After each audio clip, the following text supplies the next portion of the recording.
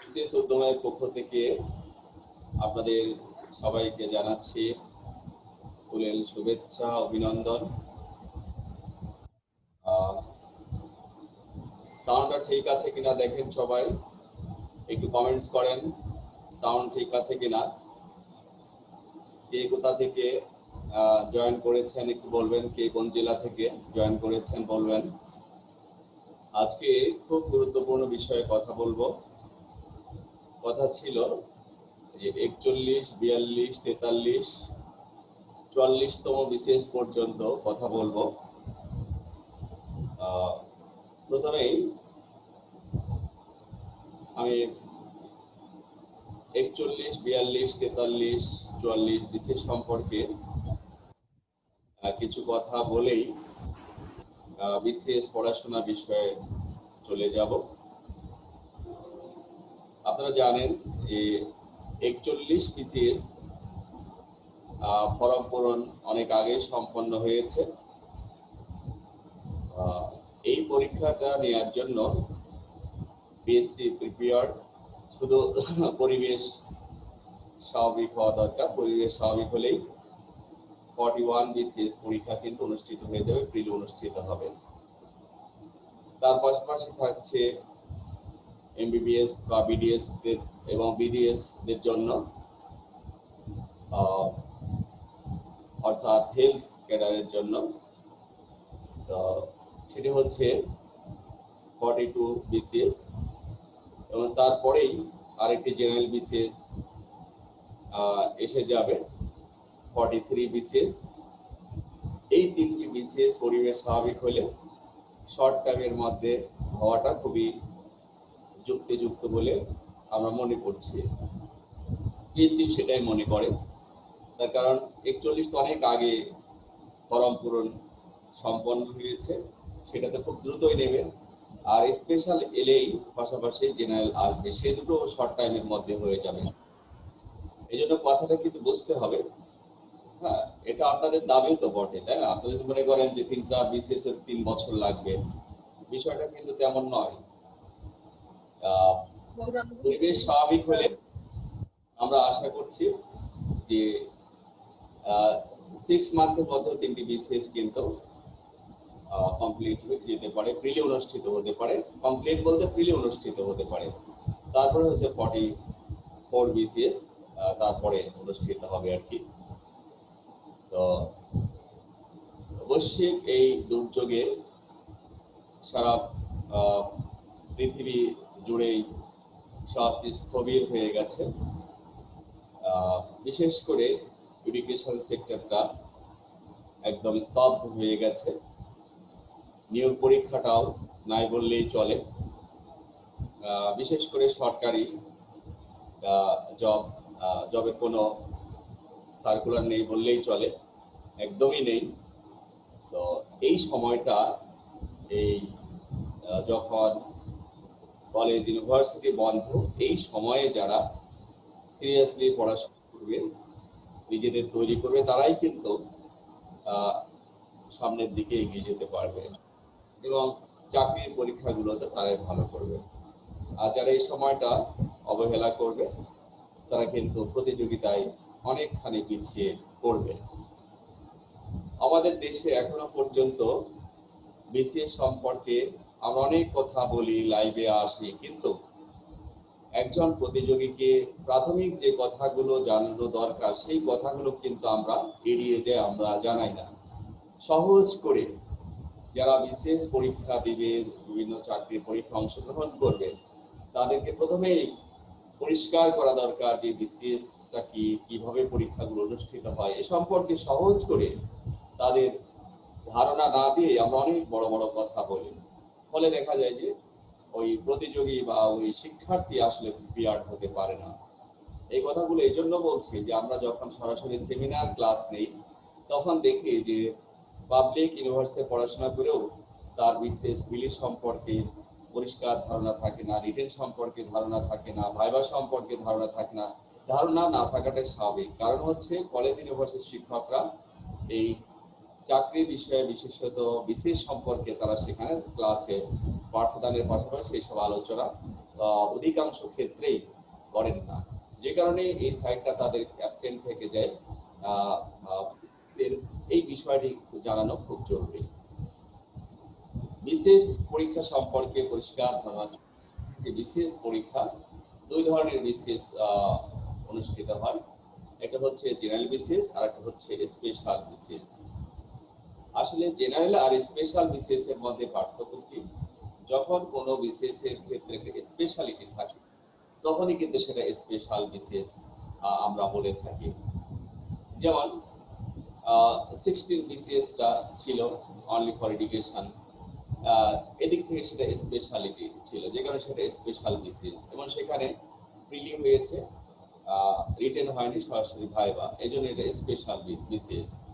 এরপরে 26 বিসিএসটা কিন্তু special BCS ছিল, কারণ 26 বিসিএসটা এটাও অনলি ফর এডুকেশন, শুধু শিক্ষার জন্য ছিল। প্রথমে প্রিলিমিনারি হয়েছে, তারপর সরাসরি ভাইবা অনুষ্ঠিত হয়েছে। তারপরে আমরা দেখব 39 বিসিএস, জাস্ট আমি কয়েকটা বিসিএস সঙ্গে 39 বিসিএসটা অনলি ফর ডক্টর, হেলথ কেয়ারের জন্য ছিল, ডাক্তার ছিল, বিএস বিডিএস এর জন্য ছিল।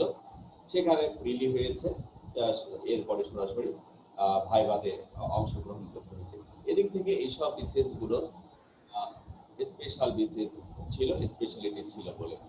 অর্থাৎ যখন পিএসসি মনে করে যে ডক্টর নিবে বা শিক্ষক নিবে বা পিএসসি বা সরকার চিন্তা করতে পারে যে শুধু পুলিশ নিয়োগ দেবে, শুধু অ্যাডমিন ক্যাডার নিয়োগ দেবে, যখন এভাবে আলাদা করে পরীক্ষা অনুষ্ঠিত হয়, যে পরীক্ষাগুলোতে গতানুগতিক যে পরীক্ষাটা পরীক্ষায়, সেই গতানুগতিক পরীক্ষা না হয়ে যে পরীক্ষার মাঝে একটা স্পেশালিটি থাকে, তখনই সেটাকে আমরা স্পেশাল বিসিএস বলে থাকি। আর জেনারেল বিসিএসটা সাধারণত সেখানে 3টি ধাপে পরীক্ষা অনুষ্ঠিত হয়। প্রথমে বিসিএস প্রিলিমিনারি অনুষ্ঠিত হবে, তারপর রিটেন হবে, তারপরে শেষে ভাইবা অনুষ্ঠিত হবে।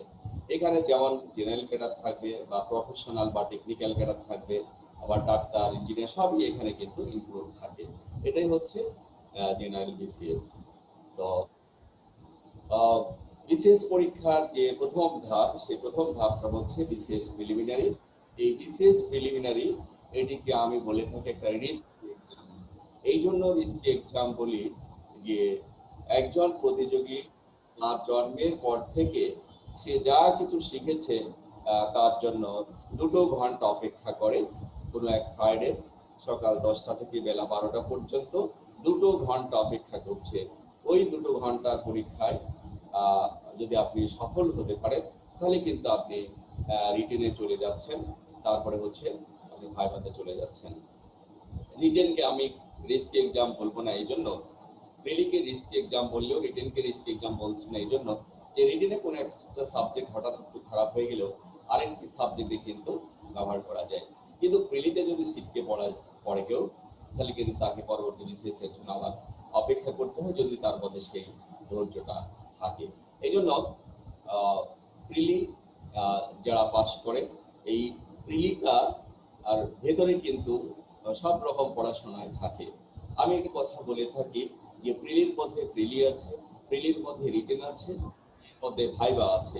অর্থাৎ প্রিলিমিনারিতে কেউ যদি ভালো মতো করে, যদি সে ভালো মতো সিলেবাসটাকে গুছিয়ে যদি পড়াশোনা করে, তাহলে ওই প্রিলি শুধু প্রিলির না, ওই প্রিলিটা প্রিলির জন্য, ওই প্রিলিমিনারিটা হচ্ছে রিটেনের জন্য, ওই প্রিলিমিনারিটা হচ্ছে ভাইবার জন্য। অর্থাৎ প্রিলির মধ্যে প্রিলি আছে, প্রিলির মধ্যে রিটেন আছে, প্রিলির মধ্যে ভাইবা আছে। আর এভাবেই পড়াশোনাটা করা উচিত, এমন ভাবে প্রিলিমিনারিটা পড়া দরকার সেখানে যেন প্রতিযোগীর অজান্তেই, আপনার অজান্তেই যেন রিটেন অনেকটা প্রস্তুতি হয়ে যায়।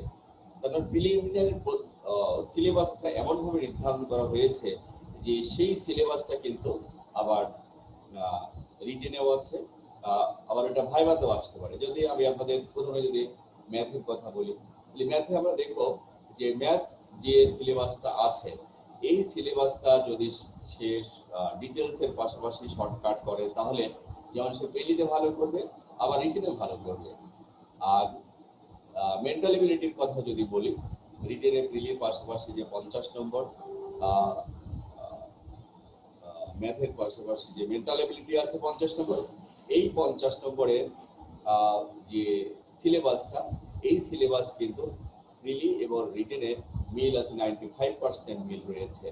অর্থাৎ কোনো প্রতিযোগী প্রিলিমিনারিতে যে মুহূর্তে সে মেন্টাল এবিলিটিতে যদি 15-তে যদি 15 পায়, আমি বলবো ওই প্রতিযোগী ওই সময় রিটেন মেন্টাল এবিলিটি দিয়ে 50-এর মধ্যে 50 না পেলেও 40 পাবে। তাহলে আমি আপনাদের বলতে পেরেছি যে কিভাবে প্রিলিমিনারি পড়লে রিটেন প্রস্তুতিটা হয়ে যায়। আবার যদি বাংলার কথা আপনাদের বলি, বাংলা যেমন সাহিত্যে আছে, এই 20 নম্বরের জন্য যে সিলেবাসটা দেয়া আছে, প্রাচীন যুগ, মধ্যযুগ, আধুনিক যুগ, বাংলা যে সিলেবাসটা দেয়া আছে, এই সিলেবাসটা যদি কেউ ভালো মতো পড়াশোনা করে, তাহলে রিটেনে যে 30 নম্বরের যে সাহিত্যের যে কোশ্চেনগুলো থাকে, এই প্রিলির ভেতর দিয়ে কিন্তু সাহিত্যের ওই প্রস্তুতিটা সম্পন্ন হয়ে যায়।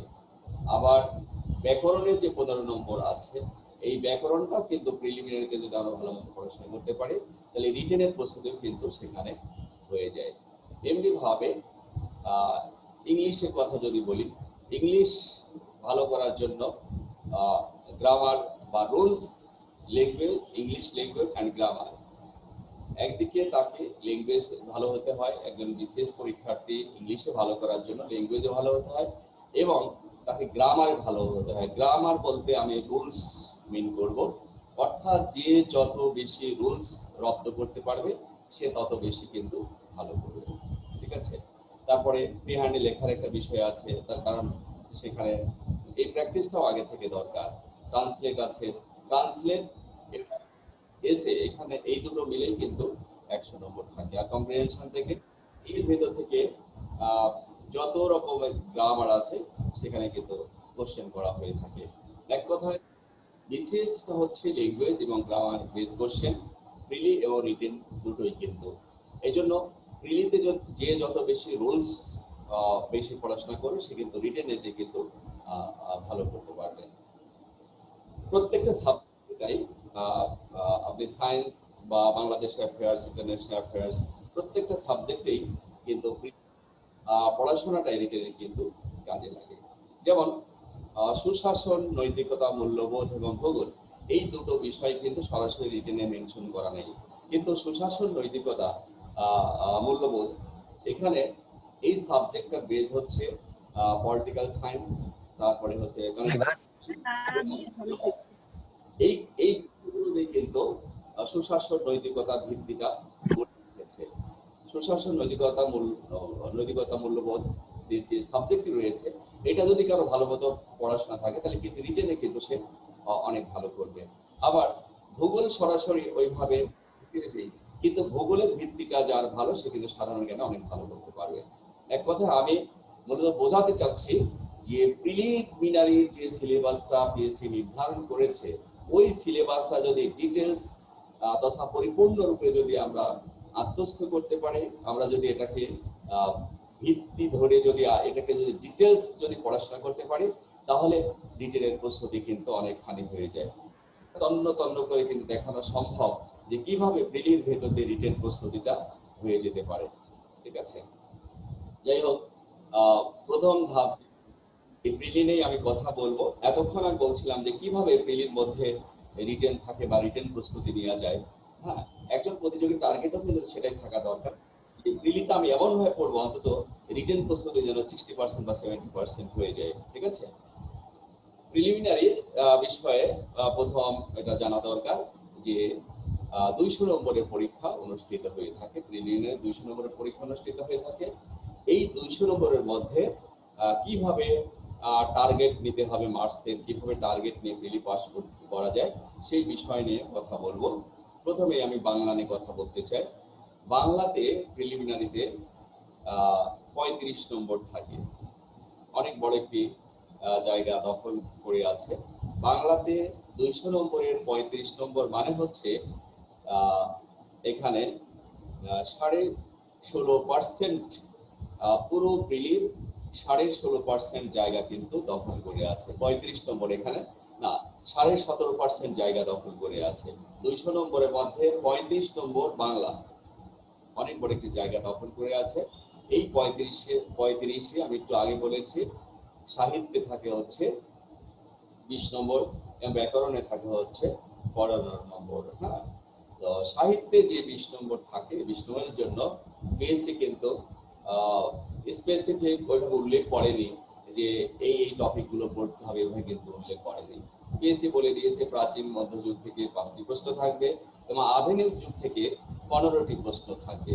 কিন্তু প্রাচীন মধ্যযুগ থেকে কি কি পড়াশোনা করা দরকার সেটা কিন্তু বিএসসি ফাইন্ড আউট করে দেয়নি।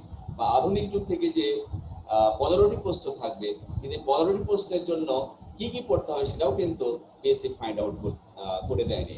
এখানে আপনাকে ফাইন্ড আউট করতে হবে যে প্রাচীন মধ্যযুগের একটা পরিমণ্ডল, অনেক সমৃদ্ধ সাহিত্যকর্ম, এখানে বিস্তৃত এবং সমৃদ্ধ সাহিত্যকর্ম, এখান থেকে আপনার বাছাই করে পড়াশোনা করতে হবে। আধুনিক যুগে সাহিত্য, এত সাহিত্যকর্ম আছে, একজন মানুষ তার সারা জীবন যদি সাহিত্য পড়ে তারপরে কিন্তু শেষ হবে না। তাহলে কোন জিনিসগুলো পড়া দরকার, এগুলো খুবই গুরুত্বপূর্ণ একটা বিষয়। প্রাচীন যুগ, মধ্যযুগ থেকে প্রাচীন যুগে খুব ভালো মতো চর্যাপদ পড়া দরকার। যুগে শ্রীকৃষ্ণ কীর্তন কাব্য, বৈষ্ণব পদাবলী, তারপরে এখানে চণ্ডীদাস সমস্যা আছে, মঙ্গল কাব্য, আরাকান রাষ্ট্রীয় বাংলা সাহিত্য, পুঁথি সাহিত্য, নাচ সাহিত্য, মুর্শিয়া সাহিত্য, কবিয়ালার সাহেব, ডাক ও খানার বচন, এই বিষয়গুলো ভালো মতো পড়াশোনা করা দরকার। মধ্যযুগ এবং আধুনিক যুগ সমান, প্রত্যেকটি বিষয়ের গুরুত্ব আছে বিসিএস পরীক্ষায়।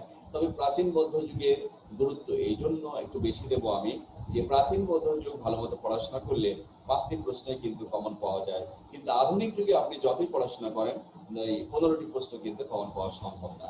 এদিক থেকে, এই দৃষ্টিকোণ থেকে প্রাচীন মধ্যযুগের গুরুত্বটা বেশি। তাছাড়া প্রাচীন মধ্যযুগের ভিত্তি যদি কোনো প্রতিযোগীর না থাকে, কোনো স্টুডেন্টের যদি না থাকে, কোনো প্রার্থীর না থাকে, তাহলে আধুনিক যুগ সে বোঝে না, এটা আমরা ধরে নিতে পারি। যে অধিকাংশ কোচিং এ কিন্তু সেটাই হচ্ছে, যে বলা হচ্ছে প্রাচীন মধ্যযুগ থেকে তো বেশি প্রশ্ন আসে না, আধুনিক যুগ থেকে বেশি প্রশ্ন আসে, শুধু আধুনিক যুগটা ভালো মতো পড়াশোনা করো। এই কথা বলার কারণ হচ্ছে প্রাচীন মধ্যযুগ আসলে ডিটেলস পড়ানোর মতো শিক্ষক অধিকাংশ কোচিং সেন্টারে নেই, যে কারণে এই কথাটি বলা হয় এবং প্রাচীন মধ্যযুগ এড়িয়ে যায়। কোনো শিক্ষার্থী যদি ইউনিভার্সিটিতে বাংলা সাবজেক্ট শুধু পড়লে না, যদি ভালো মতো পড়াশোনা করে না আসে, তাহলে যে প্রাচীন মধ্যযুগ পড়াতে পারবে না, সে ভয় পাবে। এই ভয় পাওয়ার কারণেই এড়িয়ে যায়। অধিকাংশ ক্ষেত্রে আমি দেখছি যে সবাই যে পড়াতে পারে সেটা কিন্তু আমি বলছি না, হ্যাঁ পড়াতে পারে, কিন্তু সেই সংখ্যাটা কিন্তু হাতে গোনা এবং খুবই কম। আধুনিক যুগ সম্পর্কে সবার একটা ধারণা থাকে, অন্য ডিসিপ্লিনের স্টুডেন্ট এসেও কিন্তু আধুনিক যুগ পড়াতে পারে, কিন্তু প্রাচীন মধ্যযুগ পড়াতে পারে না। যে কারণে আমি বলবো যে প্রাচীন মধ্যযুগে আপনাকে খুব ভালো মতো পড়াশোনা করা দরকার। আর আধুনিক যুগে এসে কোশ্চেন যদি স্ট্যান্ডার্ড হয়, তাহলে আপনি টার্গেট নেন যে 15-র মধ্যে আমি, আমাকে 12-13 পেলেই চলবে, এরকম একটা। কিন্তু 15-তে 15 আপনি পাবেন, এই ধরনের চিন্তা করা কিন্তু ভুল হবে। এই জন্য আধুনিক যুগে আপনি পড়বেন হচ্ছে আধুনিক যুগের ভূমিকায় পড়তে হবে ফোর্ট উইলিয়াম কলেজ বাংলা সাহিত্য, শ্রীরামপুর মিশন বাংলা সাহিত্য, হিন্দু কলেজ ইয়াং বেঙ্গল গোষ্ঠী, ডিরোজিও, এই পর্যন্ত পড়াশোনা করে এরপরে আধুনিক যুগে যে বিভিন্ন ধারা আছে, মহাকাব্যের ধারা আছে, গীতিকাব্যের ধারা আছে, কথা সাহিত্যের ধারার মধ্যে বাংলা নাট্য সাহিত্যের ধারা, ছোট গল্পের ধারা, তারপরে হচ্ছে বাংলা উপন্যাসের ধারা, মুক্তিযুদ্ধ ভিত্তিক যে সাহিত্য কর্মগুলো আছে, মুক্তিযুদ্ধ ভিত্তিক কাব্য আছে, মুক্তিযুদ্ধ ভিত্তিক উপন্যাস আছে। এরপরে আধুনিক যুগে লেখকদের বিখ্যাত উক্তি আছে, বিখ্যাত কবিতার লাইন আছে, সাহিত্যের বিশেষায়িত বিষয় রয়েছে, বিভিন্ন চরিত্র রয়েছে আধুনিক যুগে। তাছাড়া আধুনিক যুগে সাময়িক পত্র বা পত্র পত্রিকা খুবই গুরুত্বপূর্ণ একটি বিষয়। এ পর্যন্ত যতগুলো বিসিএস প্রিলিমিনারি অনুষ্ঠিত হয়েছে, সবগুলো বিসিএস পরীক্ষায় কিন্তু এই সাময়িক পত্র বা পত্র পত্রিকা থেকে কিন্তু অসংখ্যবার প্রশ্ন, প্রত্যেকটি বিষয় অসংখ্যবার বলতে প্রত্যেকবারই কিন্তু এখান থেকে একটি, দুটি, তিনটি, 4টি পর্যন্ত প্রশ্ন এসে গিয়েছে সাময়িক পত্র বা পত্র পত্রিকা থেকে। তাছাড়া আধুনিক যুগে স্পেসিফিক কিছু লেখকের নাম আমি মেনশন করছি, সেগুলো আপনার ভালো মতো পড়াশোনা করবেন, যেমন ঈশ্বরচন্দ্র বিদ্যাসাগর, মাইকেল মধুসূদন দত্ত, দীনবন্ধু মিত্র, বীর মোশাররফ হোসেন, রবীন্দ্রনাথ ঠাকুর, বেগম রোকেয়া সাখাওয়াত হোসেন, কাজী নজরুল ইসলাম, জসিমউদ্দিন, কায়কোবাদ, ফরুক আহমেদ, জীবনানন্দ দাশ, মানিক বন্দ্যোপাধ্যায়, এই যে যে কয়েকজন লেখকের নাম উল্লেখ করলাম, ফরুক আহমেদ, কায়কোবাদের নাম উল্লেখ করেছি, এরপরে বঙ্কিমের নাম বলেছি, ঠিক আছে। এই যে লেখক, এই লেখকগুলো খুবই গুরুত্বপূর্ণ। এটা কি গুরুত্বপূর্ণ? আরো তো গুরুত্বপূর্ণ লেখক আছে, কিন্তু এই 13 জন বা 14 জন যে লেখকের নাম বলেছি, এর মধ্যে 11 জন লেখকের নাম গুরুত্বপূর্ণ একটা যৌক্তিক একটা কারণ রয়েছে। সেটা হচ্ছে যে 27 নং বিসিএস পর্যন্ত লিখিত পরীক্ষা সিলেবাসে, বাংলা লিখিত পরীক্ষা সিলেবাসের মধ্যে 11 জন লেখকের নাম লেখা ছিল। সেই 11 জন লেখক হচ্ছেন ঈশ্বরচন্দ্র বিদ্যাসাগর, দীনবন্ধু মিত্র, মাইকেল মধুসূদন দত্ত, মীর মোশাররফ হোসেন, জসিমউদ্দিন, কায়কোবাদ, ফররুখ আহমেদ, রবীন্দ্রনাথ ঠাকুর, কাজী নজরুল ইসলাম, তারপরে হচ্ছে এই যে 11 জনের নাম উল্লেখ করেছি, বেগম রোকেয়া সাখাওয়াত হোসেন আছে। এই 11 জন লেখকের নাম কিন্তু সেখানে লেখা ছিল সরাসরি, গুরুত্বপূর্ণ বলেই কিন্তু সেখানে লেখা ছিল, যে কারণে ওই 11 জনকে ধরে আমরা আধুনিক যুগের 15 জন 16 জন লেখককে খুব গুরুত্ব সহকারে পড়বো। এই পর্যন্ত যদি আমরা আধুনিক যুগে পড়তে পারি, তাহলে কোশ্চেন যদি স্ট্যান্ডার্ড হয়, তাহলে 15টি প্রশ্নের মধ্যে আমি মনে করি যে 10টি প্রশ্ন এখানে কমন পাওয়া যাবে। এরপরে ব্যাকরণের যে অংশ রয়েছে, ব্যাকরণ অংশে পিএসসি লিখে দিয়েছে বর্ণ, ধ্বনি, শব্দ, পদ, সন্ধি, সমাস, প্রকৃতি প্রত্যয়, তারপর পরিভাষা বা পারিভাষিক শব্দ, বানান, প্রয়োগ অপপ্রয়োগ, শুদ্ধিকরণ, এই যে বিষয়গুলো, যে বাক্য, এগুলো লিখে দিয়েছে পিএসসি। আমরা যদি শুধু এতটুকু পড়াশোনা করি, তাহলে কিন্তু ব্যাকরণে ভালো করা যাবে না। ব্যাকরণে ভালো করতে হলে ব্যাকরণের মৌলিকতা ধরে পড়াশোনা করা দরকার। প্রথমে ব্যাকরণের ভাষা সম্পর্কে একটা পরিষ্কার ধারণা নিতে হবে, এবং ব্যাকরণের প্রধান আলোচ্য বিষয় ফোনোলজি, মরফোলজি, সিনট্যাক্স এন্ড সেমেন্টিক্স, অর্থাৎ ধ্বনিতত্ত্ব, শব্দতত্ত্ব বা রূপতত্ত্ব, 3 নম্বর বাক্যতত্ত্ব বা পদক্রম, এবং 4 নম্বর হচ্ছে অর্থতত্ত্ব। এইভাবে যদি আমরা ব্যাকরণের প্রধান আলোচ্য বিষয়গুলো ভাগ করে নিয়ে যদি পড়াশোনা করি, তাহলে কিন্তু ব্যাকরণে ভালো করা সম্ভব। যেমন আমরা যখন ধ্বনিতত্ত্ব পড়বো, ধ্বনিতত্ত্বের মধ্যে কি আছে? ধ্বনিতত্ত্বের মধ্যে আছে ধ্বনি, বর্ণ, অক্ষর, উচ্চারণ, তারপর নত্ব বিধান আছে, সত্য বিধান আছে, সন্ধি আছে, ধ্বনির পরিবর্তন আছে। এই বিষয়গুলো যদি আমরা বুঝে পড়তে পারি, তাহলে ধ্বনিতত্ত্ব থেকে 3টি, 4টি, 5টি যে প্রশ্নই আসুক না কেন, তখন কিন্তু উত্তর করা সম্ভব। আবার শব্দতত্ত্ব যখন আমরা পড়বো, তখন শব্দতত্ত্বে যত শ্রেণী বিভাগ আছে, শব্দের উৎপত্তিগত শ্রেণী বিভাগ, শব্দের গঠনগত শ্রেণী বিভাগ, শব্দের অর্থগত শ্রেণী বিভাগ, পারিভাষিক শব্দ, বিপরীত শব্দ, সমর্থক শব্দ, লৈঙ্গিক শব্দ, তারপর ধন্যাত্মক শব্দ, অর্থাৎ শব্দের যত দিক আছে সেগুলো কিন্তু সেখানে চলে আসবে। আবার বাক্যতত্ত্ব বা পদক্রম যখন আমরা পড়বো, যে বাক্যের যত অনুষঙ্গ প্রসঙ্গ আছে সেখানে চলে আসবে। এইভাবে যদি আমরা ব্যাকরণ বেস ধরে পড়াশোনা করি, তাহলে কিন্তু ব্যাকরণে ভালো করা সম্ভব। তাছাড়া ব্যাকরণ প্রধান আলোচ্য বিষয়ের মধ্যে আছে ছন্দ, অলঙ্কার, অভিধান তত্ত্ব। অভিধান তত্ত্ব বলতে এখানে আমরা বিভিন্ন জটিল কঠিন তৎসম শব্দ কিছু আছে, সেগুলোর অর্থ জেনে নেওয়ার একটা বিষয় থাকে, ছন্দ সম্পর্কে পরিষ্কার একটা ধারণা নেওয়ার বিষয় থাকে। এইভাবে যদি ব্যাকরণটা পড়া যায়, তাহলে ব্যাকরণে 35 নম্বরের মধ্যে অনেক ভালো করা সম্ভব। তাহলে বিসিএস প্রিলিমিনারিতে ব্যাকরণে যেমন এখানে আমরা দেখতে পাচ্ছি যে 35, রিটেনে কিন্তু থাকে হচ্ছে 200 নম্বর, অর্থাৎ বিসিএস পরীক্ষায় বাংলা 235 নম্বরের একটা জায়গা দখল করে আছে। এবার আসে ইংলিশ। ইংলিশ বাংলা যতটুকু জায়গা দখল করে আছে, ইংলিশও কিন্তু ঠিক ততটুকু জায়গায় দখল করে আছে। ইংলিশে এখানে ইংলিশ গ্রামারে থাকবে হচ্ছে 20 থাকে, এবং ইংলিশ লিটারেচারে থাকে হচ্ছে 15 আর 20। ঠিক উল্টো, বাংলা যেখানে ব্যাকরণে 15 থাকে, ওদিকে ইংলিশে লিটারেচারে 15 থাকে। আর ব্যাকরণে এখানে 15 থাকলেও ইংলিশে কিন্তু গ্রামারে আবার মার্কস বেশি, সেখানে 20 থাকে। অর্থাৎ ইংলিশে গ্রামারে থাকে হচ্ছে 20 নম্বর, এবং ইংলিশ লিটারেচারে থাকে হচ্ছে 15 নম্বর, এই 35 নম্বর। আচ্ছা, তাহলে প্রিলিমিনারিতে 35 নম্বর, আবার রিটেনে ইংলিশ কিন্তু 200 নম্বর। অর্থাৎ বিসিএস পরীক্ষায় ইংলিশ 235 নম্বর জায়গা দখল করে আছে। বাংলা যেমন 235 নম্বরের একটা জায়গা দখল করে আছে সিলেবাসের মধ্যে, ঠিক ততটুকু ইংলিশও জায়গা দখল করে আছে। অর্থাৎ বিসিএস পরীক্ষায় প্রিলি এবং রিটেনে বাংলা ইংলিশ 470 নম্বরের জায়গা দখল করে আছে। এখন আসেন, আমাকে যদি জিজ্ঞেস করেন যে ইংলিশ গ্রামার কি পড়বো, ইংলিশ গ্রামার অ্যান্ড ল্যাঙ্গুয়েজ, এখানে কিছু ল্যাঙ্গুয়েজ বেস কোশ্চেন হয়ে থাকে আর একটা গ্রামার বেস কোশ্চেন হয়ে থাকে। গ্রামারটাকে আমি এক কথায় বলে দেব রুলস। এই রুলস আপনার যে যত বেশি রুলস রপ্ত করতে পারবে এবং রুলসের উপর ভিত্তি করে যে যত বেশি উদাহরণ প্র্যাকটিস করতে পারবে সে কিন্তু এদিকে গ্রামারে ভালো করবে। আর ল্যাঙ্গুয়েজ বেস সরাসরি যে কোশ্চেনগুলো হয়ে থাকে, সিনোনিম, অ্যান্টোনিম, অ্যানালজি, তারপরে ফরেন ওয়ার্ডস,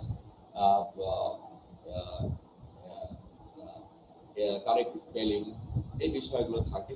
অনেক সময় একটা সিনোনিম থাকে, অ্যান্টোনিম থাকে, অ্যানালজি আগে থাকতে ইদানিং আমরা দেখতে পাচ্ছি থাকে না। আবার ফরেন ওয়ার্ডস থাকে, কোন ভাষা থেকে আসছে শব্দ, তারপরে স্পেলিং থাকে, এগুলো ল্যাঙ্গুয়েজ বেস কোশ্চেন। আমি ইংরেজি পড়াই না, ইংরেজির স্টুডেন্টও না, ইংরেজি পড়াই না। তারপর আমার মনে হয় যে আজকে আমি ইংরেজি বিষয়ে বললাম যে ইংলিশ ল্যাঙ্গুয়েজ বেস কোশ্চেন হয়ে থাকে, সিনোনিম, অ্যান্টোনিম, অ্যানালজি, ফরেন ওয়ার্ডস, কারেক্ট স্পেলিং, এগুলো এসে থাকে। এখন যদি আপনি আজকে সিনোনিম মুখস্থ করা শুরু করে দেন বা অ্যান্টোনিম মুখস্থ করা শুরু করে দেন, আমার মনে হয় না যে এইভাবে ভালো করা যাবে। হ্যাঁ, অ্যানালজি সম্পর্কে আপনারা যারা আমাকে শুনছেন, অ্যানালজি সম্পর্কে যাদের ধারণা আছে, আমার যতটুকু ধারণা আছে, আমি যতটুকু বুঝেছি যে অ্যানালজি প্র্যাকটিস করতে গেলে শব্দ নিয়ে যে খেলাটা শুরু হয়, এই খেলতে গিয়ে একটা অ্যানালজি প্র্যাকটিস করতে গেলে অন্তত 10টা 12টা ওয়ার্ড সম্পর্কে খেলতে খেলতে ওয়ার্ড সম্পর্কে একটা ভালো ধারণা হয় এবং এটা একটা মেধা চর্চা হয়। ঠিক আছে, ব্যাংকের বিভিন্ন পরীক্ষায় এসে থাকে, বিশেষ পরীক্ষায় ইদানিং আমরা অ্যানালজিটা দেখতে পাচ্ছি না। তবে এটা প্র্যাকটিস করা আমার মনে হয় ভালো। তবে প্র্যাকটিস করা ভালো এই জন্য যে এই বিষয়টি কিন্তু যে শুধু ইংলিশে আসে তা কিন্তু না, এটা ভিন্নভাবে কিন্তু মেন্টাল এবিলিটির মধ্যেও কিন্তু এসে যেতে পারে। সেটা প্রিলিতেও আসতে পারে, কিন্তু মেন্টাল এবিলিটির মধ্যে অ্যানালজি টাইপের কোশ্চেনগুলো কিন্তু এসে থাকে, যে কারণে এদিক থেকে এটার একটা গুরুত্ব রয়ে গেছে। এই জন্য ইংলিশ গ্রামার বিষয়ে আমি ছোট্ট করে বলবো যে ইংলিশ রুলস গুলো ব্যাপকভাবে পড়াশোনা করা দরকার এবং একজন বিসিএস প্রার্থী হিসেবে অন্তত ইংরেজি যে কোনো একটি পত্রিকা আপনার পড়াশোনা করা দরকার। হ্যাঁ, আপনার পছন্দ মতো আপনি ডেইলি স্টার পড়তে পারেন। ডেইলি স্টার পড়ার বিষয়ে আমার এই ক্ষুদ্র জ্ঞানে আমি স্টুডেন্টদের যে পরামর্শ দিয়েছি সেটা হচ্ছে, আপনি ডেইলি স্টারের একটা পত্রিকা কিনে নেন। মনে করেন ফ্রাইডের একটা পত্রিকা কিনে নিলেন, কিনে নিয়ে ফ্রাইডের একটা পত্রিকা আপনি কিনে নিলেন, নিয়ে এই পত্রিকাটা ভেতরে যা কিছু আছে আপনি প্রয়োজনে 7 ডেজ সময় নেন। 7 ডেজ সময় নিয়ে এই পত্রিকাটার মধ্যে যা যা আছে আপনি একদম রিল্যাক্স করে এটা পড়েন। এরপরে এটা শেষ হলে আপনি ফ্রাইডের একটা পত্রিকা কিনছিলেন, এবার স্যাটারডে বা সানডে বা মানডে আরেকটা ডে আপনার পত্রিকা কেন। তারপরে পত্রিকা ফ্রাইডেতে পত্রিকায় নিয়মিত কিছু লেখা আসে যেটা আপনি স্যাটারডেতে পাবেন না বা সানডেতে পাবেন না। এই জন্য আমি বলছি যে আপনি তো ফ্রাইডের একটা পত্রিকা কিনলেন, সেখানে যে পত্রিকারে তো নিজস্ব একটা শব্দ ভান্ডার আছে, আলোচনার বিষয়বস্তুর উপর ভিত্তি করে তার নিজস্ব একটা শব্দ ভান্ডার আছে। হ্যাঁ, বা যে ডের আপনি পত্রিকাটা কিনলেন ওইটার উপরে অনেক কিছু ডিপেন্ড করে, আপনি আরেকটা ডের একটা পত্রিকা কেনেন। এভাবে আপনি 7 থেকে 8টি পত্রিকা 2 মাস বা 3 মাস সময় নিয়ে আপনি পড়েন, তাহলে আপনার আমি মনে করি ভোকাবুলারি অনেক স্ট্রং হবে। বর্তমানে আমাদের দেশের ইংলিশ যারা পড়াশোনা করছে, ইংলিশে পড়লেই যে সে ইংলিশে ভালো তা কিন্তু না। আমাদের কাছে হিউজ স্টুডেন্ট আসে, আমরা দেখি যে ইংলিশে অনার্স মাস্টার্স করে আসার পরেও কিন্তু তাকে অনেক দুর্বল পাওয়া যায়। অনেক ক্ষেত্রে দেখা যায় যে বিসিএস এর পড়াশোনার ক্ষেত্রে, ইংলিশের ক্ষেত্রে অন্য ডিসিপ্লিনের স্টুডেন্টের কিন্তু ইংলিশের স্টুডেন্টের চেয়েও দেখা যাচ্ছে নিজেকে অনেক ভালো মতো প্রস্তুত করে ফেলে। এই জন্য আপনি যে ডিসিপ্লিনে পড়াশোনা করেন, বিসিএস এর জন্য আপনাকে বিসিএস এর আঙ্গিকে আপনাকে ইংলিশটা পড়াশোনা করা দরকার। তো এবার আসেন বাংলা আর ইংলিশ নিয়ে কথা বলছিলাম। এই দুটো মৌলিক সাবজেক্ট, প্রিলিতে 35, 35, 70 নম্বর থাকে। এবার আমি ম্যাথস মেন্টাল এবিলিটি নিয়ে কথা বলি। যে ম্যাথে ভালো সে মেন্টাল এবিলিটি ভালো, যে ম্যাথস মেন্টাল এবিলিটিতে ভালো সে কিন্তু সায়েন্সে ভালো। এই জন্য ম্যাথস মেন্টাল এবিলিটিতে যারা দুর্বল তারা কখনো চাকরি পরীক্ষায় ভালো করতে পারে না। এই জন্য একজন প্রতিযোগীকে ম্যাথে খুব ভালো হওয়া দরকার। আমি বাংলা পড়াই, বাংলার স্টুডেন্ট পড়াই বাংলা, কিন্তু আমার কাছে যেসব স্টুডেন্ট আসে আমি কিন্তু ম্যাথের গুরুত্ব সবচেয়ে বেশি দিই। তার কারণ হচ্ছে কেউ যদি ম্যাথে দুর্বল থেকে প্রিলি পাস করে সে কিন্তু বিসিএস ক্যাডার হওয়া তার জন্য অনেক টাফ। তার কারণ হচ্ছে যে ম্যাথে দুর্বল সে মেন্টাল এবিলিটি দুর্বল। একজন প্রতিযোগী ম্যাথস মেন্টাল এবিলিটি রিটেনে 100-র মধ্যে 90 বা 95 পেয়ে গেল, আর আপনি ম্যাথে দুর্বল হওয়ার কারণে যদি আপনি 40 বা 45 পেয়ে বসে থাকেন তাহলে কিন্তু আপনার মার্কসটা অনেক পিছনে চলে আসবে। সে কিন্তু আপনার প্রতিযোগিতায় আপনি অনেক পিছিয়ে পড়বেন। এই জন্য আমি পরামর্শ দেব, আপনি যে ডিসিপ্লিনের স্টুডেন্ট হন না কেন, আর্টসের স্টুডেন্ট হন, আপনি কমার্সের স্টুডেন্ট হন, যে ডিসিপ্লিন থেকে আসেন না কেন, বিশেষ পরীক্ষা যদি আপনি দিতে চান, 1+ জব যদি আপনি পেতে চান, তাহলে আপনাকে ম্যাথে অবশ্যই ভালো হতে হবে। এই জন্য আমি ম্যাথের গুরুত্ব সবসময় বেশি দিয়ে থাকি। আর যখন একটা সেমিনার নেওয়া হয়, একটা সেমিনারে সাপোজ 100 স্টুডেন্ট যদি থাকে, আর সেখানে যদি আমরা জিজ্ঞেস করি যে এমন কে আছেন যে ক্লাস 5 থেকে ক্লাস 10 পর্যন্ত যে কোনো অঙ্ক করে দিতে পারবেন, 100 জন থাকলে সেখানে হাইয়েস্ট 5 জনের বেশি হাত তুলতে পারে না। অর্থাৎ আর কিছু থাকে হাত তুলতে চায়, ভয় পায়। হ্যাঁ, তো মোটামুটি আমরা ধরে নিতে পারি যে ওই 100 প্রতিযোগীর মধ্যে 20% হয়তো 100 জনের মধ্যে 20 জন ভালো মতো অঙ্ক করতে পারে, মোটামুটি পারে আর কি। বাকি 80 জনই এই ম্যাথে কিন্তু দুর্বল থাকে। ঠিক আছে, অধিকাংশ আগে হয়তো ম্যাথে ভালো ছিল, মাঝখানে একটা গ্যাপ সৃষ্টি হওয়ার কারণে অনেকেই ভুলে যায়।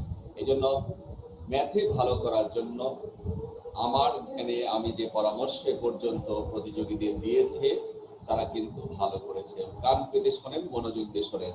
যারা ম্যাথের স্টুডেন্ট আছেন, ইউনিভার্সিটিতে অনার্স মাস্টার্স পড়েছেন, তারাও আমার সাথে একমত হবেন বলে আমি বিশ্বাস করি।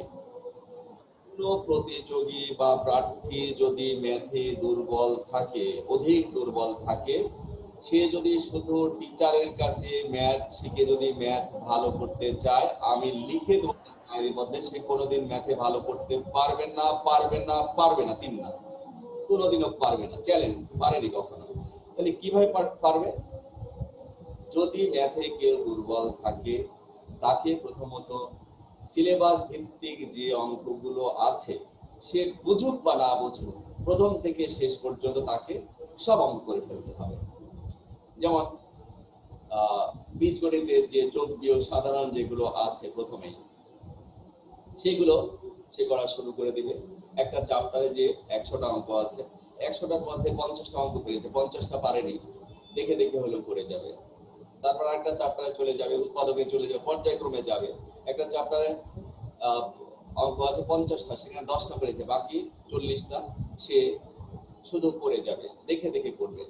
অর্থাৎ পুরো সিলেবাসটা প্রথম থেকে শেষ পর্যন্ত একটা অঙ্ক বুঝলে করবে, আংশিক বুঝলে করবে, যেটা বোঝে না সেটাও তাকে করতে হবে। এভাবে তাকে অন্তত 4 থেকে 5 মাস প্রতিদিন 3 থেকে 4 ঘন্টা যদি সে নিজে চর্চা করার পরে কোনো ম্যাথের শিক্ষকের কাছে যদি ম্যাথ শিখতে যায় তাহলে সে ম্যাথ শিখবে, তার আগে শিখতে পারবে না, এটা পরীক্ষিত। এবং এই পদ্ধতি মেনে আমার স্টুডেন্টরা অনেক ভালো করেছে। এই জন্য আমি আপনাদের পরামর্শ দেব যে এমন একটি ম্যাথের বই আপনার সামনে নিন, ঠিক আছে, যে যে বইটার মধ্যে প্রথম থেকে শেষ পর্যন্ত সবগুলো অঙ্ক করা আছে। যেমন আমার নেতৃত্বে যে বর্তমানে দুর্মর সিরিজ পাবলিকেশনসের বইগুলো আছে, এখানে যে ম্যাথ লার্নিং বইটা আছে, এই বইটাতে প্রথম থেকে শেষ পর্যন্ত প্রত্যেকটি অঙ্ক সলভ করা আছে। আপনি প্রথম থেকে শেষ পর্যন্ত সবগুলো অঙ্ক করবেন, যেটা বোঝেন সেটা করবেন, যেটা না বোঝেন সেটাও করবেন, তারপর টিচারের কাছে যাবেন।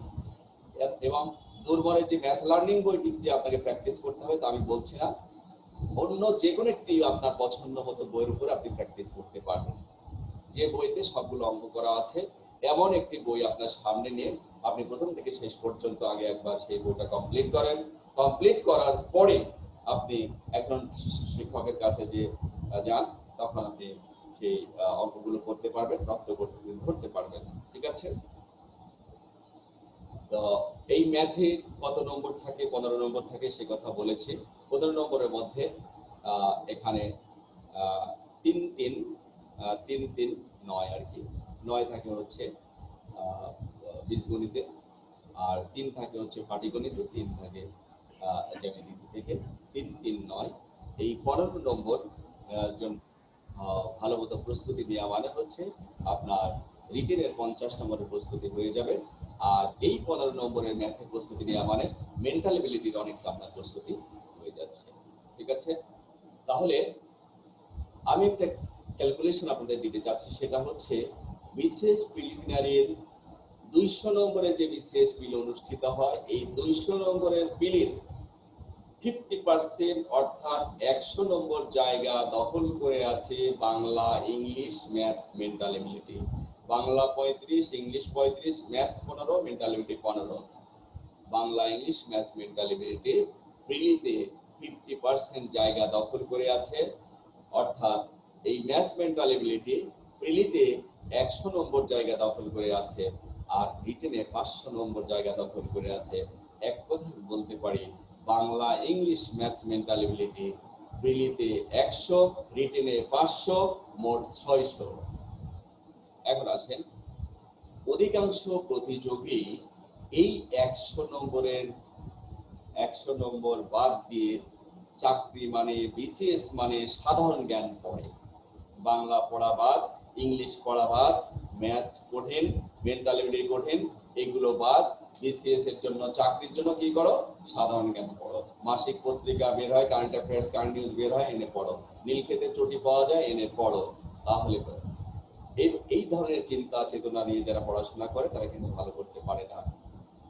এই মৌলিক সাবজেক্টটা আপনি ভালো করেন, কোশ্চেন স্ট্যান্ডার্ড হলে, কোশ্চেন স্ট্যান্ডার্ড যদি হয়, 41 বিসিএস এর কথা বলছি, কোশ্চেন যদি স্ট্যান্ডার্ড হয় তাহলে 110 যদি পায় কেউ, কম বেশি সে প্রিলিতে পাস করবে। সেই 110 পেলে প্রিলিতে পাস করা যায়। আপনার 100 যে মৌলিক সাবজেক্ট, এখানে আপনি 80 পান, আপনি একটা টার্গেট নেন যে Bangla, English, maths, mental ability আমি 80 পাবো, আপনি নিশ্চিত প্রিলি পাস করবেন। যদি 80 আপনি টার্গেট নেন, 80 যদি না পান, আপনি 70 পেলেন। 70 পাওয়ার পরে আরো 100 নম্বর কিন্তু আপনার হাতে রয়ে গেছে। ওই 100 নম্বরের মধ্যে যদি আপনি 50% মার্কস পান, তাহলে আপনার মার্কস কিন্তু হয়ে যাচ্ছে 120। এভাবে ক্যালকুলেশন করে পড়াশোনা করা দরকার। আমি আবারও বলছি, বিসিএস এবং চাকরি পরীক্ষায় অধিকাংশ প্রতিযোগী মৌলিক subject Bangla, English, maths, mental ability ফেলে দিয়ে তারা সাধারণ জ্ঞানের পেছনে দৌড়ায়, যে কারণে তারা ভালো করতে পারে না। তবে সাধারণ জ্ঞানের গুরুত্ব যে আমি গুরুত্ব কম দিচ্ছি তা কিন্তু নয়। সাধারণ জ্ঞান দিয়ে আপনি কখনো ক্যালকুলেশন করতে পারবেন না। সাধারণ জ্ঞানে 50 নম্বর থাকে, বাংলাদেশ অ্যাফেয়ার্স 30 নম্বর থাকে, 30টা কোশ্চেন থাকে, ইন্টারন্যাশনাল অ্যাফেয়ার্স 30টা কোশ্চেন থাকে, 50 নম্বর। এই 50 নম্বরের মধ্যে আপনি 20ও পেতে পারেন, 40ও পেতে পারেন। কিন্তু ম্যাথস, মেন্টাল এবিলিটি যদি আপনি ভালো মতো শেখেন, যেভাবে প্রশ্ন হোক না কেন, আপনি 30-এর মধ্যে 30 না পেলেও আপনার মনে বিশ্বাস থাকবে যে ম্যাথস, মেন্টাল এবিলিটিতে আমি 27, 28, 29 পাবো। তাহলে এখানে যদি আপনার ভিত্তিটা মজবুত থাকে, তাহলে হিউজ মার্কস পাওয়ার এটা সম্ভাবনা রয়ে যায়। কিন্তু সাধারণ জ্ঞান অনেক সময় কিন্তু ফল করে, 50-এর মধ্যে আপনি 40ও পেতে পারেন, আবার 20 নাও পেতে পারেন। ঠিক আছে, কোশ্চেন অনেক সময় এক এক সময় এক এক রকম হয়ে যায়। এই জন্য সাধারণ জ্ঞানের যে বিষয়টা আছে সেটা আমি যে গুরুত্ব কম দিচ্ছি তা না, তবে সাধারণ জ্ঞান ডিপেন্ডেন্ট কোনোভাবেই হওয়া যাবে না। তাহলে সাধারণ জ্ঞানে 50 নম্বর থাকে, সেই 50 নম্বরের বাংলাদেশ অ্যাফেয়ার্স হলো 30, এবং ইংলিশ অ্যাফেয়ার্স হচ্ছে 50। তবে ভূগোলটাও কিন্তু, ভূগোলের যে প্রশ্নগুলো এসে থাকে সেগুলো সাধারণ জ্ঞানের অন্তর্ভুক্ত। বিসিএস পরীক্ষা সবই সাধারণ জ্ঞান এক কথায়। তাহলে বাংলা যে প্রশ্ন হয় ওটাও সাধারণ জ্ঞানের প্রশ্ন, ইংরেজি যে প্রশ্ন ওটাও সাধারণ জ্ঞানের প্রশ্ন হয়। ভিন্নভাবে যদি আমরা চিন্তা করতে যাই সেগুলো সবই সাধারণ জ্ঞান। এখন বাংলাদেশ অ্যাফেয়ার্স, ইন্টারন্যাশনাল অ্যাফেয়ার্স যে 50 নম্বরের থাকে, ভূগোল 10 নম্বর থাকে। এই ভূগোল ভূগোলে ভূগোল এদিকে আছে ভূগোল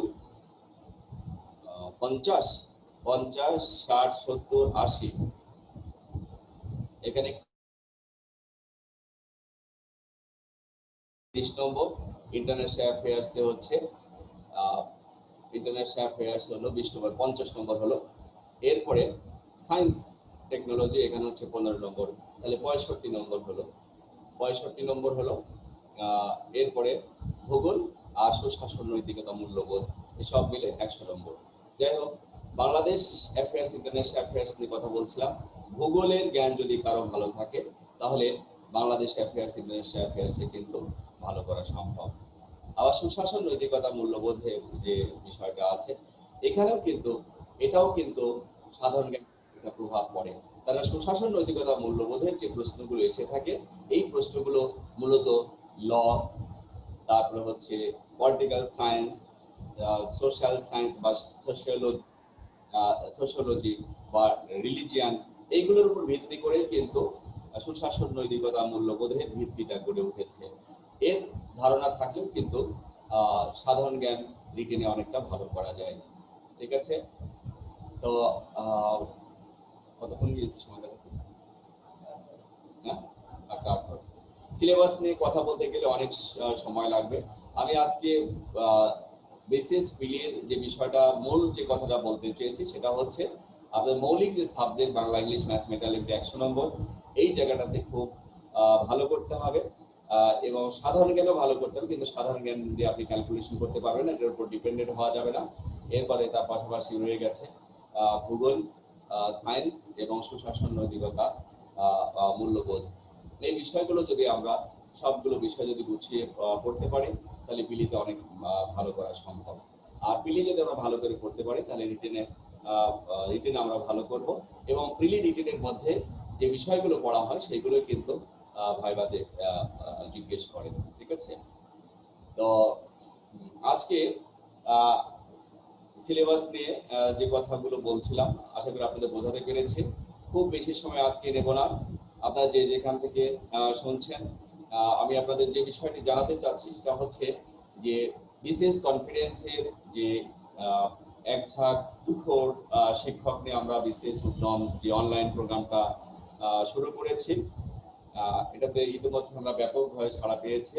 আমরা ঢাকা থেকে যে ক্লাসগুলো পরিচালনা করছি, এমন কিছু শিক্ষক ক্লাস দিচ্ছে যারা ঢাকার বাইরে বিভিন্ন বিভাগীয় শহরে বা জেলা শহরে যে তারা ক্লাস নেয় না, তারা ক্লাস নিচ্ছে এবং জুমে ক্লাসগুলো ইতিমধ্যে জমে উঠেছে এবং স্টুডেন্টরা কিন্তু পড়াশোনার ব্যাপারে যারা আমাদের সাথে সম্পৃক্ত হয়েছে খুবই উৎসুক তারা। এজন্য আমাদের একটা প্ল্যান রয়েছে, একটু আলাদাভাবে আমরা পড়াশোনা করাচ্ছি। সেটা হচ্ছে 120টা আমরা ক্লাস দিচ্ছি, জুমে 120টা ক্লাস হবে এবং সকল রকম পরীক্ষা অনুষ্ঠিত হবে। যেমন পরীক্ষা অনুষ্ঠিত হবে, পুরো সিলেবাসটাকে 20 ভাগে ভাগ করে সিলেবাস ভিত্তিক পরীক্ষা হবে। তারপরে আমরা প্রত্যেকটা ক্লাসের সাথে ক্লাস টেস্ট নিচ্ছি, এটা রয়েছে। এরপরে সাবজেক্টিভ টেস্ট নিচ্ছি আমরা, অ্যাসাইনমেন্ট টেস্টও করাবো। এরপরে মডেল টেস্ট হবে, সর্বশেষ মডেল টেস্ট হবে। অর্থাৎ সব ধরনের এক্সামগুলো কিন্তু সেখানে রয়েছে আর কি। হ্যাঁ, সবচেয়ে এক্সামগুলোর মধ্যে গুরুত্বপূর্ণ হচ্ছে আমরা পুরো সিলেবাসটাকে 20 ভাগে ভাগ করে 100 নম্বরের করে যে পরীক্ষাগুলো আমরা নিতে যাচ্ছি, 10 তারিখ থেকে যেটা শুরু হচ্ছে, এই পরীক্ষাটার গুরুত্ব সবচেয়ে বেশি। তার কারণ হচ্ছে এই 20টি পরীক্ষার মাধ্যমে আমরা প্রতিযোগীকে সিলেবাসের প্রত্যেকটি জায়গায় আমরা বিচরণ করাই। এই জন্য এই পরীক্ষাটার গুরুত্ব সবচেয়ে বেশি। এবং আমি বলে থাকি যে এই পরীক্ষায় যারা 70% মার্কস পাবে তারা নিশ্চিত প্রিলি পাস করবে। এই জন্য এই পরীক্ষাটা খুব গুরুত্ব সহকারে দেওয়া দরকার, এবং সিলেবাসটা তো আমরা আগেই দিয়ে দিই, সিলেবাসটা ভালো মতো পড়াশোনা করে পরীক্ষা অংশগ্রহণ করা দরকার। তাছাড়া যেহেতু এখন ম্যানুয়ালি কোনো ক্লাস হচ্ছে না, ফিজিক্যাল ক্লাস হচ্ছে না, কোচিংয়ে শিক্ষার্থীদের একটা নোটের চাহিদা থাকে, সেই নোটগুলো কিন্তু আমরা স্টুডেন্টদের বাসায় পৌঁছে দিচ্ছি। 120টা নোট আমরা পৌঁছে দেবো তাদের কাছে। হ্যাঁ, এক কথায় আমরা যে প্রোগ্রামটা চালাচ্ছি সেটা হচ্ছে 120টা ক্লাস থাকবে, 120টা নোট এবং সকল ধরনের এক্সাম সেখানে থাকবে। এই জন্য আমরা 12,200 টাকা নির্ধারণ করলেও আমাদের স্টুডেন্টের জন্য আমরা তো যারা আগে ভর্তি ছিল তাদের জন্য আমরা অফিসিয়ালি কথা বলে নিয়েছি, কিন্তু বাইরের স্টুডেন্ট যারা 12,200 টাকা আমরা নির্ধারণ করেছি তাদের জন্য এখনো পর্যন্ত আমরা 4,200 টাকায় ভর্তি নিচ্ছি আর কি। অর্থাৎ 4,200 টাকায় ভর্তি হলে আপনি 120টা ক্লাস পাবেন এবং 120টা নোট পাবেন, সকল পরীক্ষায় আপনি অংশগ্রহণ করতে পারবেন। ঠিক আছে, আর আমরা এই প্রোগ্রামটা চালাবো স্টুডেন্টদের একদম প্রিলির আগ পর্যন্ত, 41 বিসিএস এর আগ পর্যন্ত রাখবো এবং 42, 3, 4 যারা থাকবে তাদেরকে আমরা সর্বশেষ মডেল টেস্টটা পর্যন্ত কিন্তু করাবো। যারা আগে কোর্স কমপ্লিট করবে কিন্তু মডেল টেস্টটা সে যখন 43 বা 44 পরীক্ষা অংশগ্রহণ করবে তখন কিন্তু তাদেরকে আমরা মডেল টেস্ট দেওয়ার সুযোগ করে দেব। আর পরিবেশ পরিস্থিতি স্বাভাবিক হবে কি হবে না অনেকে প্রশ্ন করেছেন। পরিবেশ পরিস্থিতি স্বাভাবিক হওয়ার কোনো সম্ভাবনা নেই। কবে হবে আল্লাহ পাক ভালো জানেন, আমরা কেউ কিছু বলতে পারবো না। আমরা অনেক বলেছি যে আগামী মাস থেকে ক্লাস হবে, ঈদে ক্লাস হবে, কিন্তু আমরা কোনো কথা কিন্তু দিয়ে রাখতে পারিনি। এই জন্য এখন বলবো সেটা যে পরিবেশ পরিস্থিতি কি হবে না হবে সেটা যেমন হয় হবে সেটা। তবে আমরা চাইবো আল্লাহর কাছে প্রার্থনা করি আল্লাহ যেন পরিবেশটা আমাদের স্বাভাবিক করে দেন, সেটা আমরা সবসময় চাবো। তবে পরিবেশ যেমনই হোক না কেন আমাদের অনলাইনে ক্লাস কিন্তু অব্যাহত থাকবে। পরিবেশ স্বাভাবিক যদি হয়ে যায় অনলাইনে ক্লাস কিন্তু চলতে থাকবে। আর পরিবেশ বিষয়ে আমি আরেকটু কথা বলতে চাই, সেটা হচ্ছে ধরে নিলাম যে অক্টোবরে ইউনিভার্সিটি গুলো খুলে দিল, পাবলিক ইউনিভার্সিটি বা প্রাইভেট ইউনিভার্সিটি খুলে দিল, সব ফ্যামিলিজ কিন্তু তাদের ছেলে মেয়েদেরকে ইউনিভার্সিটিতে পাঠাবে না। লিখে রাখেন, এটা একটা ডিপার্টমেন্টে একটা আপনার একটা ইয়ারে যদি একটা ব্যাচে যদি 100 স্টুডেন্ট থাকে 100-র মধ্যে 10 জনের বেশি স্টুডেন্ট প্রেজেন্ট হবে না। তার কারণ গার্ডিয়ানরা তাদের ছেলে মেয়েদেরকে পাঠাবে না। তারা দাবি তুলবে, হ্যাঁ আমার ছেলে আমার মেয়েকে পাঠাতে পারি, আপনার ডিপার্টমেন্টে ওই স্টুডেন্টগুলোকে টিকা দেন, হ্যাঁ টিকা দিয়ে তাদেরকে সবাই টিকা নিশ্চিত করেন, তাহলে আমার ছেলে আমার মেয়েকে ইউনিভার্সিটি পাঠাবো। হ্যাঁ ইউনিভার্সিটি খুলতে পারে শ্রমিকের জন্য, সেখানে ডিপার্টমেন্ট খুলতে পারে, কিছু অফিসিয়াল কাজ করতে, কিন্তু একদম স্টুডেন্টদের ফিজিক্যালি যে ক্লাস শুরু এইটা আমার মনে হয় না যে এবছরে করতে পারবে। হ্যাঁ যদি ওষুধ চলে আসে, বিভিন্ন ধরনের মেডিসিন চলে আসছে বা টিকা দেওয়া হচ্ছে, তাহলে হয়তো বা সম্ভব হতে পারে। তার আগে কোনোভাবেই সম্ভব নয় বলে মনে হচ্ছে। যে কারণে সমস্ত শিক্ষা প্রতিষ্ঠান বন্ধ, তাহলে কেন হঠাৎ করে শিক্ষা প্রতিষ্ঠান খুলে দেবে, এটা হলো প্রশ্ন। যখন 2-3 জন মারা গিয়েছে তখনই তো সবকিছু বন্ধ ছিল, এখন তো প্রতিনিয়ত মারা যাচ্ছে এবং সারা পৃথিবীতে লোক মারা যাচ্ছে, তাহলে কিভাবে শিক্ষা প্রতিষ্ঠান খুলে দেবে? শিক্ষা প্রতিষ্ঠানের ব্যাপারে আমার দাবি, সারা পৃথিবীর স্টুডেন্টদের দাবি, সেটা হচ্ছে প্রথমে শিক্ষার্থীদের টিকা নিশ্চিত করুন, শিক্ষকদের টিকা নিশ্চিত করুন, ওই ডিপার্টমেন্টে যারা কর্মচারী কর্মকর্তা আছে পুরো ক্যাম্পাস টিকা নিশ্চিত করে তারপর স্টুডেন্টদেরকে ডেকে নেন।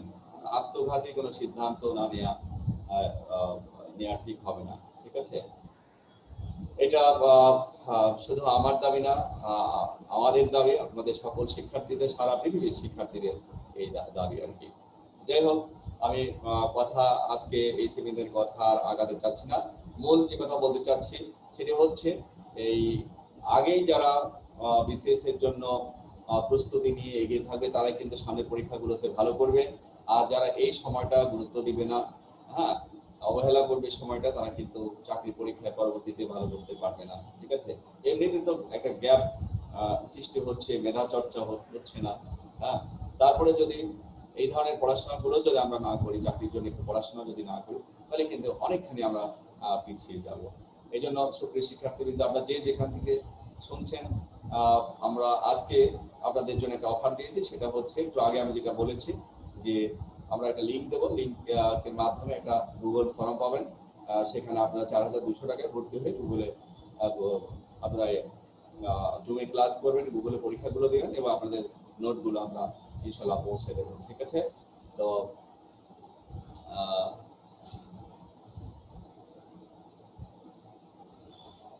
কোনো কোশ্চেন থাকলে করতে পারেন, আপনাদের কোনো কোশ্চেন থাকলে করতে পারেন।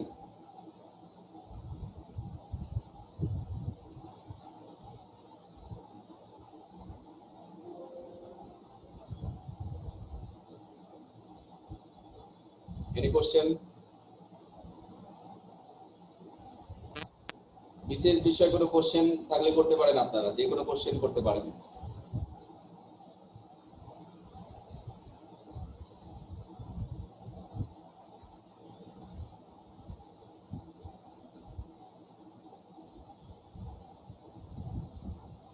ঠিক আছে, আজকে এ পর্যন্ত রাখছি। সামনে আমরা আমাদের গ্রুপে কিছু ফ্রি ক্লাস ঘোষণা করব, আপনারা আমাদের আইডিতে চোখ রাখবেন। তো আজকে এখানে কথা শেষ করছি। আল্লাহ হাফেজ। আসসালামু আলাইকুম ওয়া রাহমাতুল্লাহি ওয়া বারাকাতুহু।